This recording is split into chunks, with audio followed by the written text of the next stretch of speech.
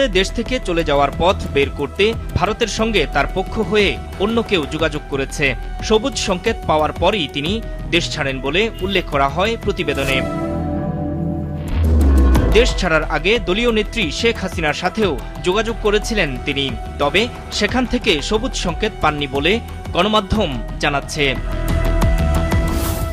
এদিকে ওবায়দুল কাদের কিভাবে দেশ ছেড়ে পালালেন তা জানতে চেয়েছে ট্রাইব্যুনাল। এ বিষয়ে পুলিশের মহাপরিদর্শককে 15 দিনের মধ্যে ব্যাখ্যা দিতে বলা হয়েছে। ওবায়দুল কাদের বাংলাদেশেই গত 3 মাস ছিলেন। গ্রেপ্তারি পরোয়ানা জারি হওয়ার পরে বাংলাদেশে কোথায় তিনি কিভাবে ছিলেন, কেন তাকে গ্রেপ্তার করা হয়নি, বা তিনি কিভাবে পরবর্তীতে বাংলাদেশের সীমান্ত অতিক্রম করেছেন, এই ব্যাপারে আইন শৃঙ্খলা রক্ষাকারী বাহিনীর কাছে একটা ব্যাখ্যা চাওয়া হয়েছে। আর স্বরাষ্ট্র উপদেষ্টা বলছেন, ওবায়দুল কাদেরের অবস্থান সম্পর্কে জানত না সরকার, তাই তাকে গ্রেপ্তার করা যায়নি। 3 মাস বাংলাদেশে লুকিয়ে ছিল, আমরা তো জানি না। আমরা যদি তার জানতাম